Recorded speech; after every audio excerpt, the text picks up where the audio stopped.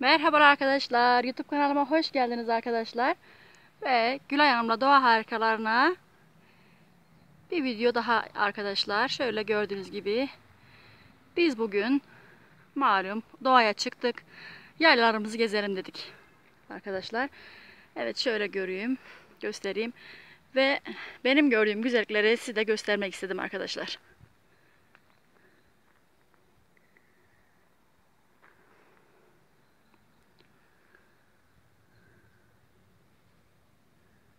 Tek başıma kaldım. Yanımdaki arkadaşlar herkes tek başlarına gezmeye çıktılar. Ve ben de doğayla burada baş başa kaldım.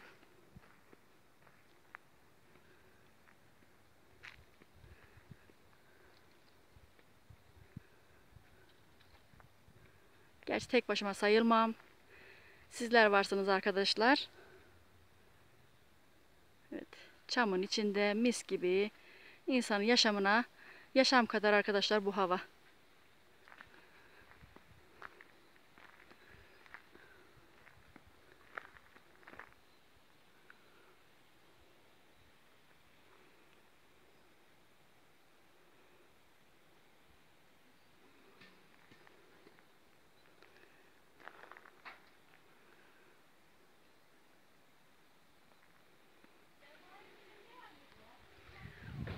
Bu arada arkadaşlar ben yalnız kaldım diye dert ediniyordum. Gördüğünüz gibi oğluşum böğürtlen koparmış getirmiş bana.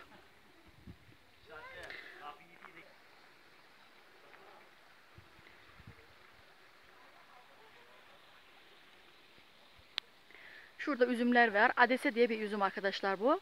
Bundan ekşi yapılıyor. Ekşi yapımında kullanılıyor. Evet, su sesi duydum. Şöyle yavaş yavaş ilerleyeyim. Suyu bulayım arkadaşlar. Evet.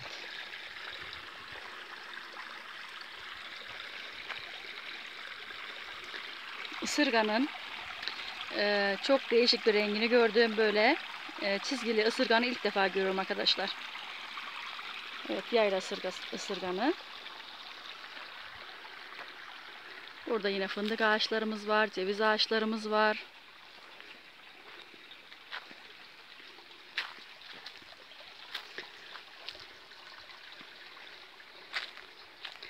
Ve şurada böğürtlenlerimiz var.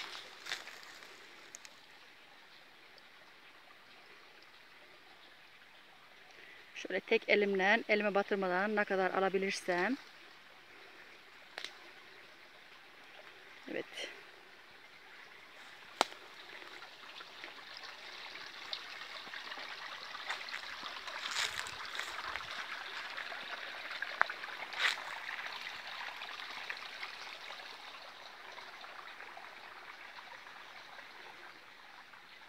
Buraya da köprü yapmışlar. Karşı tarafa geçebilmek için. Şöyle bir etrafımı çekeyim, göstereyim size.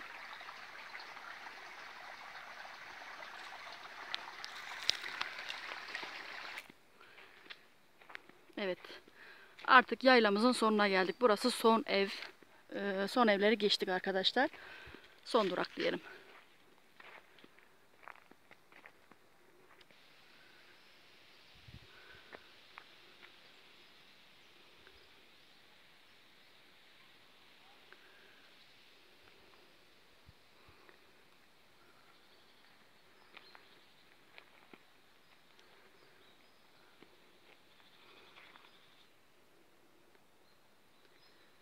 Mis gibi kuş sesleri arkadaşlar. Mis gibi çam havası. Yani benim bu gördüğüm doğal güzellikleri sizinle paylaşmak istedim. Benim gördüğümde siz de görün istiyorum arkadaşlar. Doğa videolarına ben de hayran kalıyorum. Çiçek videoları daha önce de hatırlattım daha önceki videomda. Çiçek videoları, doğa videoları bir harika benim için. Evet, bu yol bitmez. Gittikçe gidiyorum arkadaşlar. Tek başıma kaldım. Malum ses kesildi, ortalık işsizleşti. Biraz içime ürperti girmedi değil.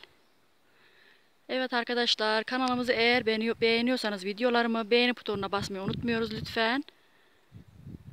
Şöyle göstereyim size her yeri. Malum ses seda kalmadı. Sessizleşti. Arkadaşlar kanalımıza abone olmayı unutmuyoruz. Desteklerinizi ve yorumlarınızı bekliyoruz. Allah'a emanet olun. Hoşça kalın. Görüşmek üzere arkadaşlar.